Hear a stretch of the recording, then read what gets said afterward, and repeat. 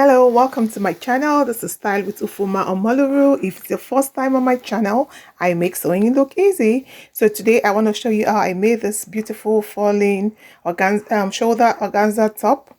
And that's the top I made, and you can see how beautiful it is. So I'm going to get into class and show you how I made this. So for this particular tutorial, I used polka dot organza fabric. I got 1.5 meters. So you want to get enough length for your top by 60. And I will need my ruler, my chalk, my scissors, and my tape rule. So before I get started, don't forget you need to subscribe so you don't miss any of my videos as they drop. And feel free to like, share, and leave a comment. So the very first thing I'm going to do before I start cutting is to fold my fabric. I'm going to be folding along the longest part of the fabric because that is what is going to give us the sleeve. So you want to fold twice. The first fold is to give you the length of your blouse. So whatever your length is, fold accordingly. Then you fold sideways. So the sideways fold is going to be longer than the length of the fabric, and I'm not of your blouse, sorry. And I'm not going to take anything out of the fabric. 1.5 meter of organza. Okay, the only thing I took off was what I didn't need for the length, but the 60 by 60 inches goes to make up for the sleeve. So the longest part of this fabric should be where your sleeve, that it should be the part that goes over to your sleeve, over your shoulder. So now I'm measuring my fabric, and I need my blouse to be 30 inches long. So I've gotten that. So whatever is left across is what serves as the full width of my organza blouse. So you don't want to worry about that. And for you to get the full width, normally from the folded part is where we start measuring, and that's the center of your nape. So from that part towards the sleeve is what would compensate for your shoulder. So you don't need to cut your fabric along the shoulder.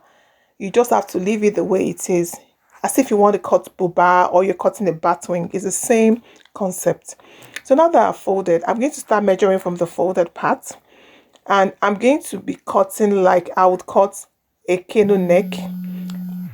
So now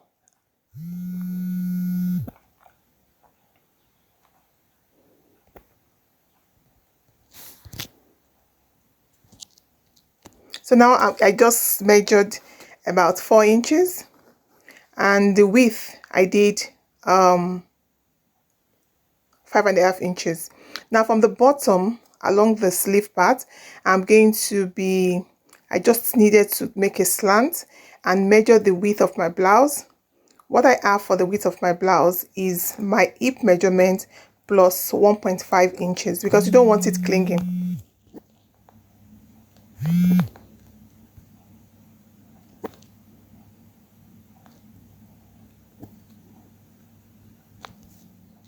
So now I'm going to just cut.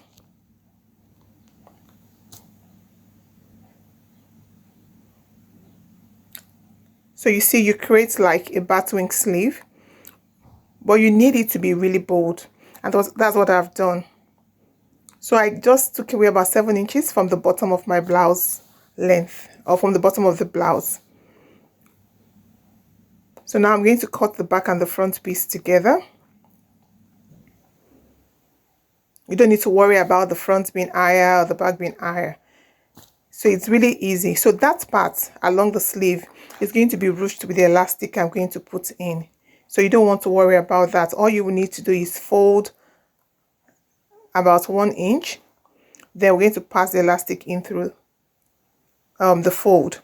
So for the neckline, to make it more décolleté, or to make it drop like you see in the picture, all I will need to do is to extend one side of the shoulder with about 3 inches or 4 inches.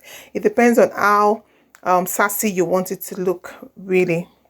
So there's no hard and fast rule, but I'll tell you, go for small, then you wear it and you see if it's not wide enough, you can always bring it down. But if you make it too wide, then at the end of the day you may run into problems. So I'm going to start with 3 inches.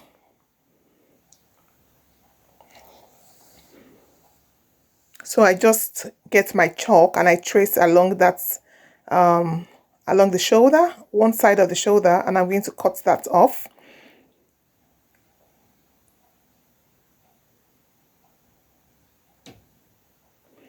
So you can see that one side is longer than the other. So I don't really need to worry about this because you can wear either way. You don't need to worry which part of the top is going to be the back or which part of the top is going to be the front. So just trim to make sure everything is even. So now once I fold the sleeves, then I'm going to put in the elastic. It's going to ruche it, and I'm going to close the sides and fold the bottom.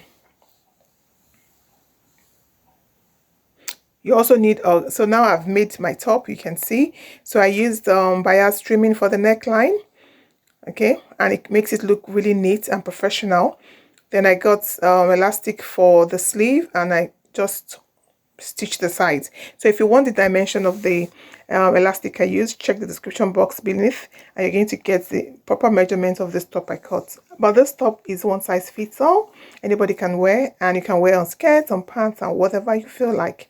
So if you like the video tutorial, please do not hesitate to give a thumbs up, and don't forget you need to turn on your notification bell and subscribe so you don't miss my videos as they drop. So thank you for watching, and see you next time. Bye.